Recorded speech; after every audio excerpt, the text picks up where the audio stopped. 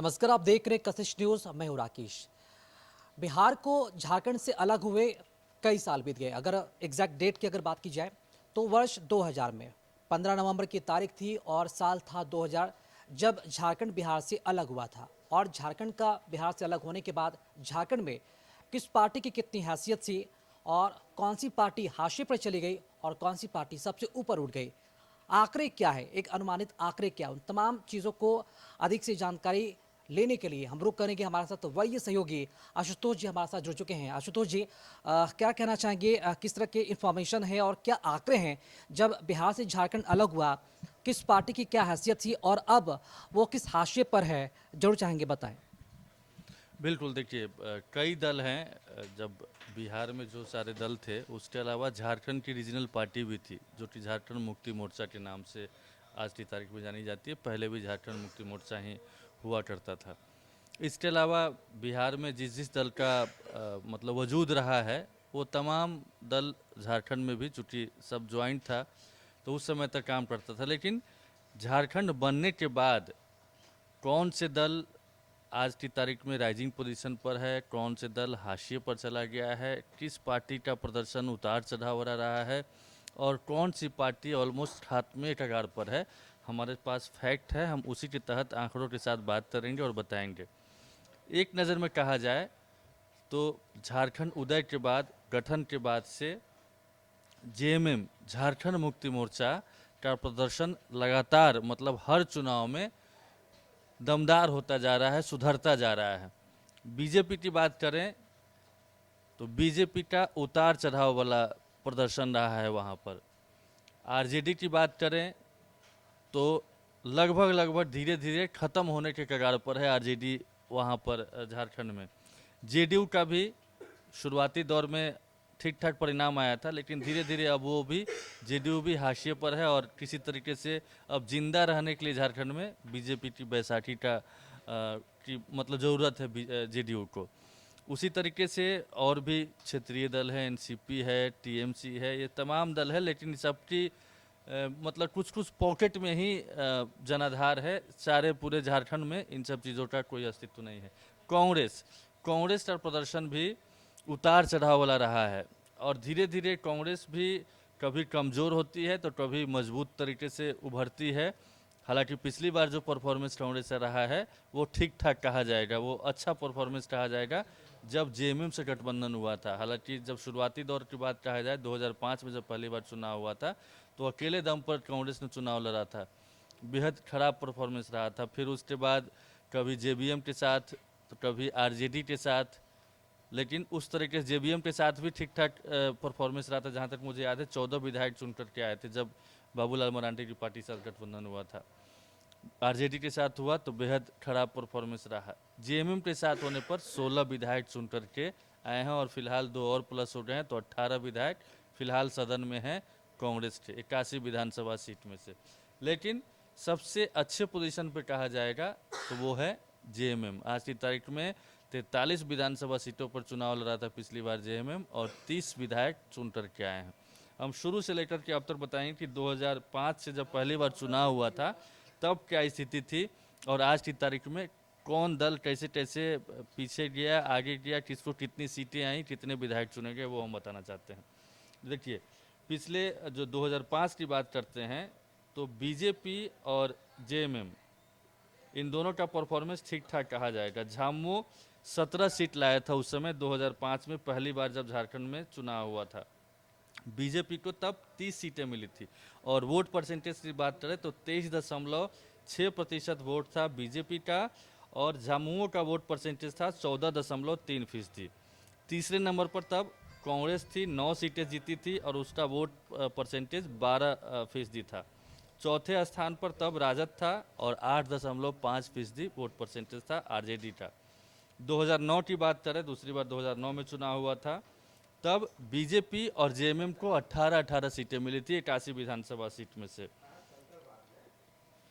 20.1% vote मिला था उस समय बीजेपी का सबसे ज़्यादा और 15.1% वोट मिला था जेएमएम को। पिछली बार की तुलना में ज़्यादा वोट परसेंटेज 14.3% था 2005 में और 2009 में 15.1%। जबकि बीजेपी का वोट परसेंटेज 23 से गिर करके 20 पर आ गया था 2009 में। दूसरे स्थान पर इस चुनाव में 18 के बाद कहा जाए तो 14 सीटें कांग्रेस के पास आई थी और 16% वोट था उस समय कांग्रेस का जो वोट शेयर था। और बाबूलाल मरांडी ने बीजेपी से अलग होकर तब चुनाव लड़ा था और तब उनकी पार्टी झारखंड विकास मोर्चा है, उसने 11 सीटें जीती थी और 9.1% वोट शेयर था बाबूलाल मरांडी का। अब 2014 की बात करें तो बीजेपी और आजसू ने गठबंधन में चुनाव लड़ा था और तब इन दोनों दलों ने मिलकर के 42 सीटें मतलब जीती थी और राज्य में पहली बार किसी पार्टी या गठबंधन को तब पूर्ण बहुमत मिला था। 41 चाहिए था, 42 सीटें दोनों ने जीता था। 37 बीजेपी को विधायक चुने गए थे बीजेपी के और आजसू को 5। बीजेपी का तब वोट शेयर था 31.8%, यानी सीधा 10% का छलांग लगाया 2009 के मुकाबले 2014 में। आजसू को 3.7% वोट मिला था, 5 सीटें उसने जीता था। और झामुमो 19 सीटें इस बार, मतलब प्रदर्शन लगातार बढ़ता जा रहा है, 19 सीटें इस बार 18 से 19 हो गया। तो इस तरीके से, और बाबूलाल मरांडी की पार्टी झामुमो को 8 सीटें मिली थी और कांग्रेस को 6 सीटें। और झामुमो का जो वोट प्रतिशत है जहां 10.2 था तो कांग्रेस का 10.6% था। 2019 की बात करें तो 2019 के चुनाव में झामुमो को 30, कांग्रेस को 16, आरजेडी को 1, इस तरीके से 47 सीटें कुल मिलाकर के गठबंधन में मतलब सबको मिलाकर के हुआ था और तब हेमंत सोरेन की सरकार बनी थी। बीजेपी तब 25 सीटें जीती थी और कांग्रेस ने 16 सीटें जीती थी। इससे पहले साल 2009 में 14 सीटें जीती थी कांग्रेस ने। राजद को सिर्फ 1 सीट मिली थी, आजसू को 2 और झामुमो जो बाबूलाल मरांडी पार्टी है उनको उनके 3 विधायक चुन करके आए थे। बीजेपी का जो वोट प्रतिशत था वो बढ़ा हुआ था 33.37, यानी 2014 से ज़्यादा वोट प्रतिशत बढ़ा था, लेकिन सीटें कम हुई थी। इसलिए कम हुई थी चूँकि गठबंधन में नहीं थे ये लोग। उसी तरीके से झामुमो का वोट परसेंटेज भी बढ़ा, 18.72% वोट परसेंटेज हुआ और कांग्रेस को 13.88% वोट मिले थे। तो ये 2005 से लेकर के 2009 तक 2019 तक इस बार भी उम्मीद जताई जा रही है कि जेएमएम अपने पुराने रिकॉर्ड को भी ध्वस्त कर सकता है, चूँकि अभी का जो एरा है वो जेएमएम के बारे में कहा जाता है। यानी कि शिबू सोरेन पार्टी को चलाते आ रहे थे, एक उपस्थिति थी शिबू सोरेन की मौजूदगी में, लेकिन जब से हेमंत सोरेन ने कमान संभाली है तब से कहा जा सकता है, या फिर हेमंत सोरेन एक्टिव हुए हैं, राजनीति में परिपक्व धीरे धीरे होते चले गए हैं, वैसे वैसे जेएमएम की सीटें भी बढ़ती चली गई है, जेएमएम का वोट परसेंटेज भी बढ़ा है और जेएमएम का मतलब एक्सेप्टेंस भी बढ़ता चला गया। पहले ग्रामीण इलाकों तक ही सीमित हुआ करता था जेएमएम, लेकिन अब धीरे धीरे शहरी इलाकों में भी जेएमएम का प्रभाव बढ़ रहा है और जेएमएम अब धीरे धीरे करके पहले 81 में से मतलब 25-30 ऐसी सीटें थी, 35 ऐसी सीटें थी जहां जेएमएम का कोई कुछ नहीं था, वजूद तक नहीं था, लेकिन अब धीरे धीरे सारे विधानसभा क्षेत्र में जेएमएम की पकड़ मजबूत होते जा रही है। हेमंत सोरेन जेल प्रकरण के बाद अलग तरीके से उभरे हैं। जेल प्रकरण के बाद एक नई नेता जो कि तेज तरार कही जा रही है, राष्ट्रीय फलक पर उनका नाम लिया जा रहा है, कल्पना सोरेन का। तो हेमंत सोरेन तो अकेले अपने दम पर पार्टी को और मजबूत करते हुए वोट प्रतिशत भी बढ़ा रहे हैं, सीटें भी बढ़ा रहे हैं। अब तो कल्पना सोरेन भी प्लस हो गई हैं।